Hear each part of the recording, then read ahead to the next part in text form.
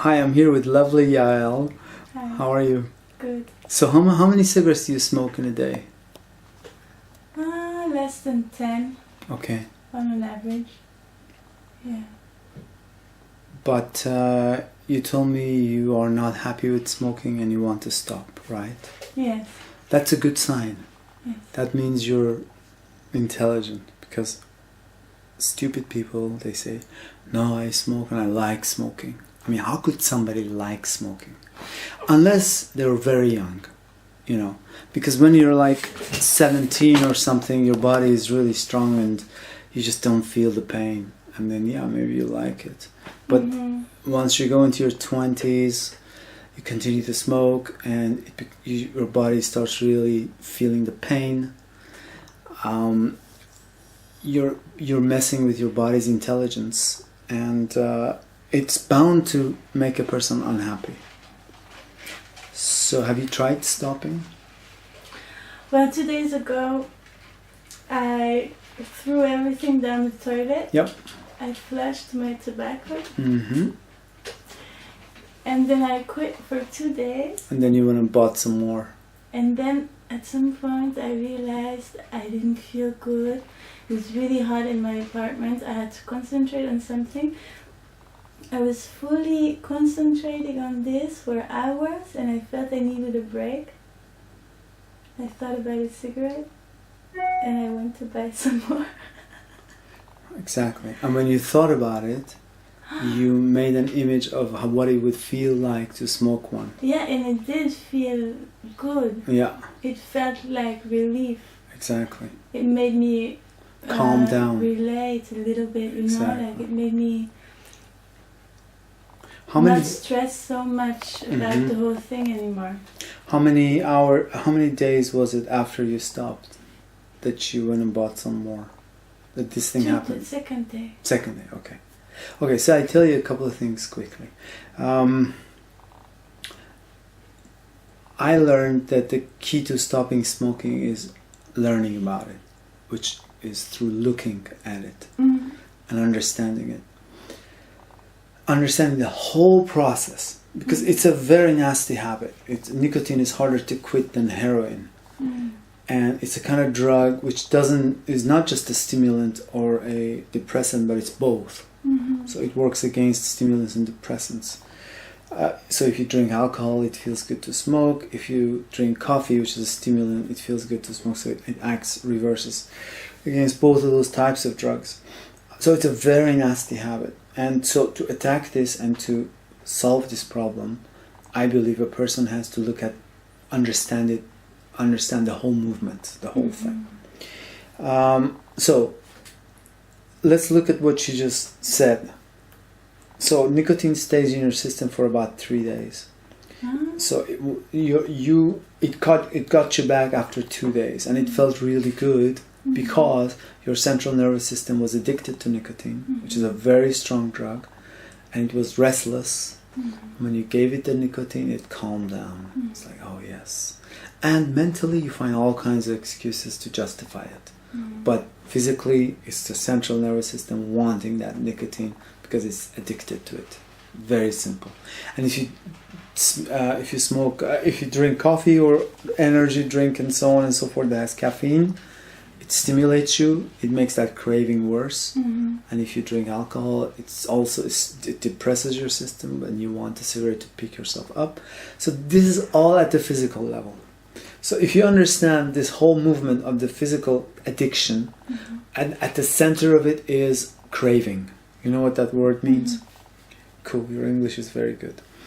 So if you understand craving, and if you can put up with it for 3 days, you will be free from it physically. After 3 days? After 3 days, yeah. But wait.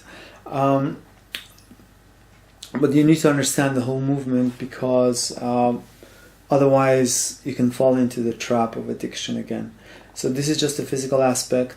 It's also important to understand the psychological aspect of addiction, which is dependence, where you psychologically depend on the cigarette as a break, as a friend, as somebody to party with, as somebody to soothe your pain when you're sad, whatever it may be, or just an excuse to do something or take a break or something. It's really a break thing. I wonder what I would do if I wouldn't smoke a cigarette. If I would take a break.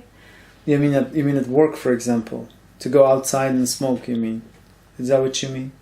Yeah, but I know. Like I told you when we met that I stopped for 9 months, and each time I wanted to smoke, I would just sit down and meditate about it. Good job. It was amazing. I really, really succeeded. I felt really good, but I was also 10 kilos more than now. But I felt really good. You were 10 kilos heavier than now? Yeah. Okay. I started again because we finished this production we were working on. Some friend of mine was like, hey, come, let's go smoke. Yeah. Let's celebrate the end of this crazy production. What did I just tell you? Celebrate. Yeah. And smoke together. Yeah.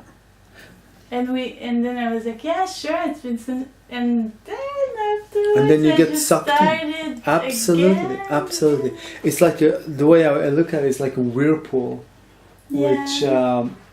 which sucks you in so bad if you go into it. So you just don't mess with it. And yeah, I mean, you explained it perfectly. You try it again after you stop, and you get sucked right back in. And but everything can be looked at, like even the friend's influence, that can be looked at. So if you want to stop, and you have friends who are smoking, and they influence you in a bad way, then you need to change your friends or temporarily take a break from them or something.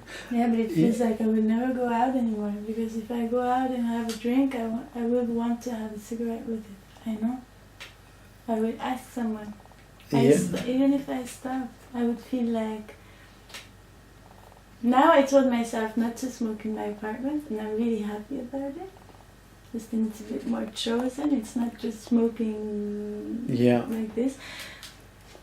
But still, it's still there, you know.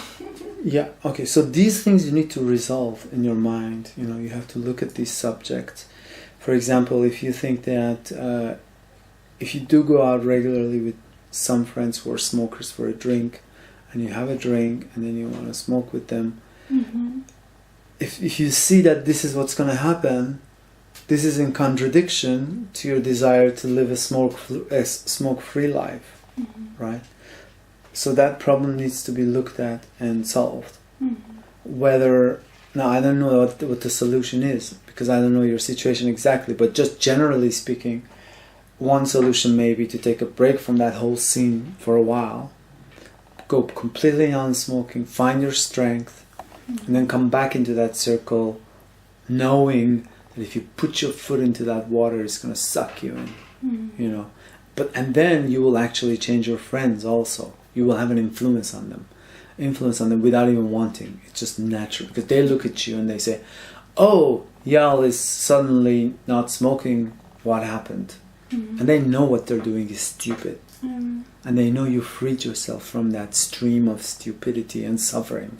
Because the joy of drinking in a bar and smoking later is the suffering associated with physically, because you're poisoning your system, and psychologically, knowing it's a stupid thing to do. You spend money doing something which makes you which messes with your DNA. Everything. You know what I mean? And all of that is unhappiness and suffering. Now I bought some again, right? And I told myself, of course it's stupid, because you just threw it down the toilet and you just bought some again. But then normal. I thought, if I'm really gonna quit, I might as well know that there are some available physically in my house, and the strength comes from knowing that it's there, but not going to get it. Probably. Look, these are all good thoughts to have as a process of exploring and trying different things, and that's fine. I can just share with you my experience. This is a poisonous snake which you don't want to mess with. You don't want to have it around. You don't want to be tempted by it. It's very strong, and very difficult to kick this habit. So I wouldn't I don't think it's such a good idea to have it around looking in your eyes, because you're also reminded of it. And you want to get it out of your life completely. You are the kind of person, just knowing, having talked to many people about this subject, you're the kind of person who can't control herself about smoking. If you're not one of those who can just sort of smoke one cigarette a day, one day, and 3 days later smoke one cigarette. You're a smoker. Let's admit it. And if you don't think you are, no, I know. you are, I okay. see myself. So when you are that kind of a person, then my recommendation would be your goal should be to free yourself and fire this thing out of your life completely. So it's like... don't mess with it. Now, zero, like, it has to be drastic. Well, I'm not saying that. I'm not saying that. I'm saying eventually. Yeah. Now, to get there, what do you do to get there? You can either go cold turkey, which is what you're talking about, drastic, from one day to the next, like boom. And there are people who've done it. I know people who've done it. For most people, it doesn't work. 95% out of 100 people, 95 of them flush it down the toilet and go buy another one in 1 or 2 days, which is exactly what you're doing. Well, maybe not exactly like that. They might crush it or whatever it might be. Point is, 95% who want to quit don't do it. And imagine, those 95% of people are unhappy. They're living in conflict with themselves. We're not talking about the life of a 17-year-old anymore. So we're not talking about somebody who's just, strong body, doesn't, you know what I mean? That it's not that anymore. Have fun, let's go party. We're talking about a serious cause of unhappiness in an adult of 25, 27, or whatever age they may be. It's a very serious thing, because life is about pursuit of happiness. This is one of the key aspects of life. And this thing is guaranteed to make you unhappy. And it's guaranteed to make the tobacco industry, who are criminals, it's guaranteed to make them happy, because you're giving them money on a regular basis. And they fooled you into believing that this is something good for you. The good of it is only maybe 10 seconds, 15 seconds of alleviating your craving, and meanwhile putting thousands of poisons in your system with each puff. So it's the subject needs to be taken very seriously. And to see any attempt to avoid it, and the most common attempt to avoid it is to bring an excuse that I will do it later, when I'm pregnant, when I finish school, when I meet the right woman, whatever the person's excuse may be. Because that's just a trick the mind makes to postpone it. And when that time comes, like in your case, you're sitting home, something will happen which will make you get into conflict with yourself and say, to heck with it, I'm going back to cigarettes. And then you bring another excuse, I will do it. Okay, but it sounds like you're not playing that game. I think you're now faced with this subject. Because you wrote to me. I really realize this is an inner conflict, but and I see how unhappy it makes me. It's just distracting me. It's like a forced distraction. It's taking a lot of time from me. Exactly. And I think it's going to make me feel a bit free, or just free from thoughts for a while. Then in the end, if I don't want to face something which is concrete in my life, I would end up smoking a lot of cigarettes, because I don't want to think about that thing. But at some point, I'm going to have to think about it. Exactly. It's just like I'm trying to avoid something through smoking these cigarettes, but it's just really empty. I don't know why. Exactly. And it doesn't help anything except this temporary pleasure for a few seconds. And it hurts everything. It makes life more complicated. It puts you at physical risk. If you ever want to have kids, you're putting yourself and then the kid in serious risk. And everything else, your teeth, your hair, your skin, your everything, your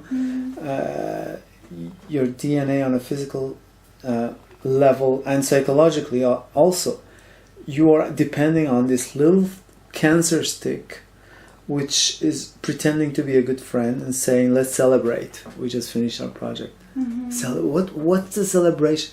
What kind of celebration it is to puff poison, Or if something bad happens and you're sad, and it says, "Oh, don't worry, I'm your friend. Let me soothe your pain." But does it? Not really, not at all. All you're doing is destroying yourself. You know.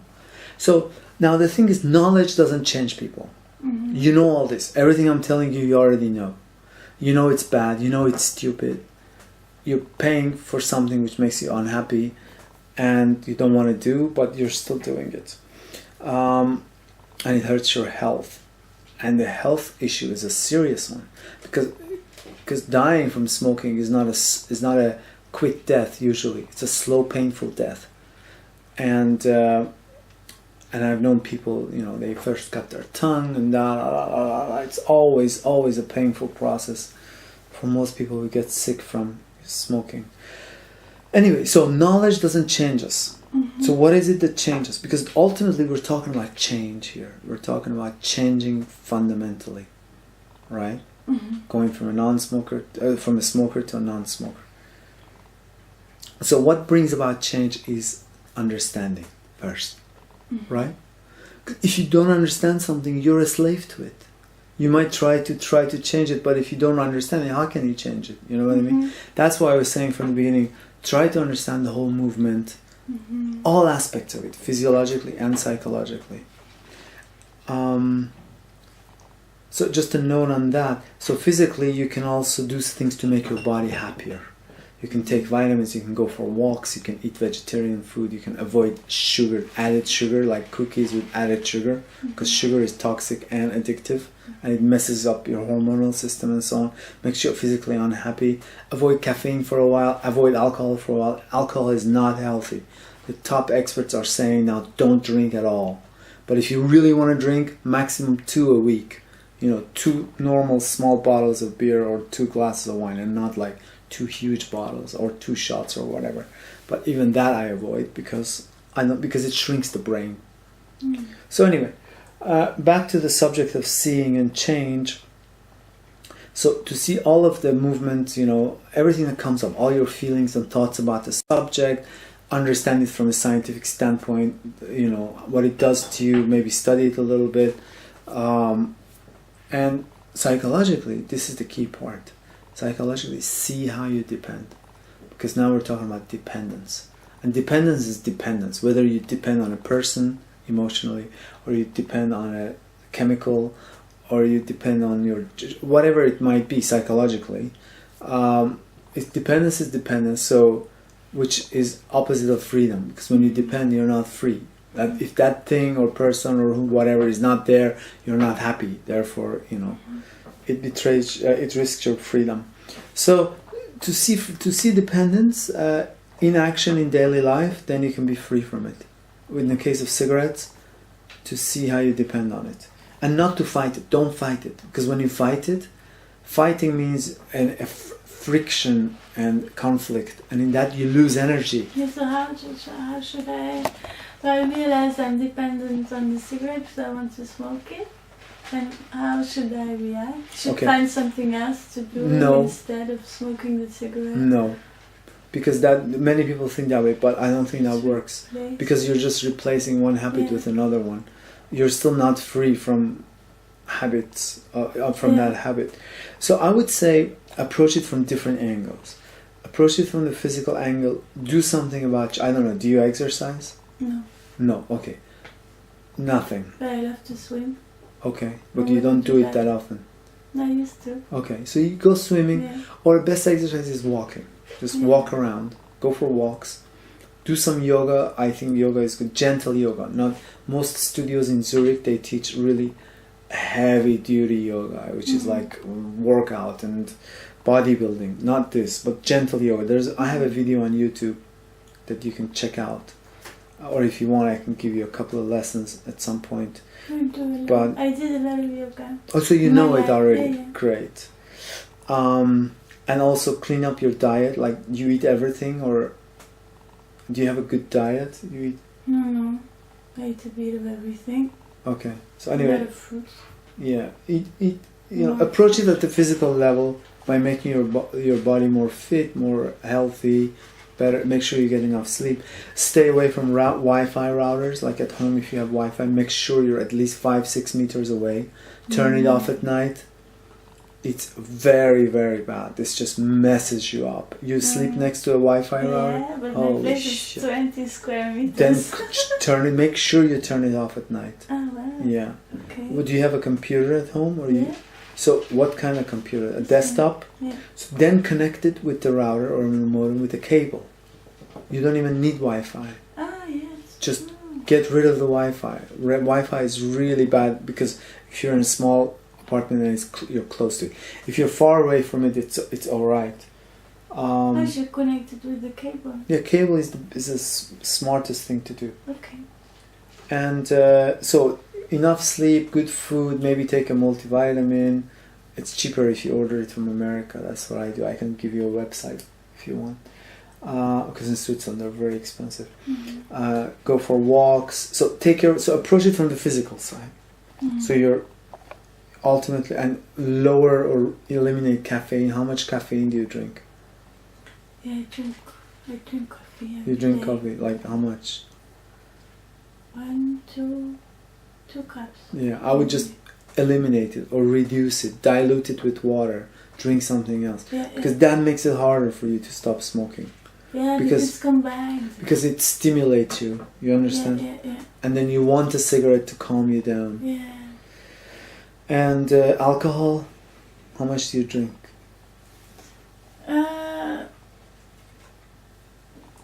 Like you go out like once a week or every night or? No, it depends, but I go more than once. And every time you go? Maybe I go on an average 3 to 4 times nights a week. And each out. night you drink? Yeah. Like what? How much? How many? I drink on an average maybe 2 glasses Of? wine. Okay. Most of the time. Okay. But if someone offers me a cocktail, I don't say no. I see. Because some cocktails I really love. Yeah. So 2 times 3, 6 glass, 7. So you're drinking a little bit too much. It's bad for your brain and other things. It shrinks your brain, and it's also very addictive. Alcohol is very addictive. So if I were you, I would go at least a week without drinking at all. You know, go every other week without drinking. And when you go out with your friends, order something else. Order orange juice, a non-alcoholic beer, whatever it might be. You don't have to drink alcohol, and don't be afraid to stand alone and be, you know what I mean, to be different than them. Yeah, I did that once and it was really interesting. I stayed sober the whole night and then I realized how people looked super stupid to me. Exactly. Yeah. So that's approaching it from a physical side. Now, psychologically, start paying attention if you're not already, or maybe you are. Every time you want to pick up a cigarette, look at what's happening in your body if you have craving, and also in your mind, emotionally, what happened. The boss said something nasty, you want to go smoke. Or you feel lonely, you want to go smoke. Well, I don't know, whatever it might be. Just try to see the connection and understand. Don't try to change yourself. Instead, understand what you are. So it's alright if I light a cigarette, I don't have to feel guilty about it, but I should just maybe look more closer to what's going on in my mind as I'm lighting it. Or even before that, yeah. And if you weren't attentive, go back and look. What was happening? Was I at work? Exactly. Where does the conflict come from? Something might have popped up in my mind. For example, exactly. Or that you might be at work and you think the only way to take a break is to go out and smoke. That's what's happening. But you can also go out and go for a walk for 10 minutes, for example. Yeah. Fast it's a good exercise too. Yeah. So you don't have to smoke. So my point is this is very subtle. If you see what you are and then you try to change yourself, usually that doesn't work. Because you're trying to change yourself is also comes out of habit, and usually you go to the ideal, to what should be. And that means you don't see what is. You know what I mean? Yeah. Whereas if you don't judge yourself, and if you just see what is, what you are, and what happened, what happens, that seeing brings change. This is the beauty of it. Okay. Just the understanding naturally brings a change in your life. You don't have to try. That's interesting. Yeah. You find out. I'm just making a suggestion. That's interesting because yesterday I was just I told myself exactly this when I went back to buy more tobacco. I told myself, anyways, I am not the ideal person that I want to be. Mm-hmm. It was kind of like this new excuse, like I accept myself with this weakness that I want to smoke. I'm not the ideal person that I want to be, which is someone who is perfect, not smoking, and very healthy. You see, this is very sad. I'm very saddened to hear, because these are excuses the mind uses to justify this nasty habit. But this is like something, you know, like a weed in the garden. You want to go uproot this. You want to take the roots, from the completely take it out and hang it upside down and be done with it. You know what I mean? Otherwise, it's going to find excuses like what you just said. Or another common excuse is, well, everybody has some sort of a bad habit, mine is this. Or, well, at least I don't gamble, so I do this. Or whatever it might be. You know what I mean? But these are all things of the mind, that excuses to get you to stay with this nasty habit. But give it a try, and then I'm going to give it a try. Let me know how it goes. Also, writing is good in general. Writing a journal, because you empty your mind. Cool. But I don't write about smoking. Well, whatever. If you want to, if you go through struggles or something, and feel free to write to me too, if you want. And if you have questions or something, we can talk about it together. Thank you. Welcome.